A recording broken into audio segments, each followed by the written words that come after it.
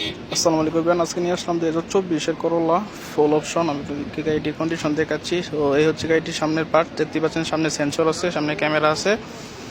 গাড়িটির কালার হচ্ছে সাদা লোলো ফুল অপশন, ফুল কন্ডিশন। ফাতা আছে, পুশে স্টার্ট হয় গাড়িটি। সো চলেন ভিতরে দেখি পুশে স্টার্ট হয়। সো এই দেখতে পাচ্ছেন গাড়িটি মাত্র চলছে 56,000 কিলোমিটার। পুশে স্টার্ট হয়, দেখতে পাচ্ছেন মাত্র 56,000 কিলোমিটার চলছে। সামনে ডিসপ্লে আছে, সাইডে পিছনে সামনে ক্যামেরা আছে। তো চলেন বাহিরে দেখি।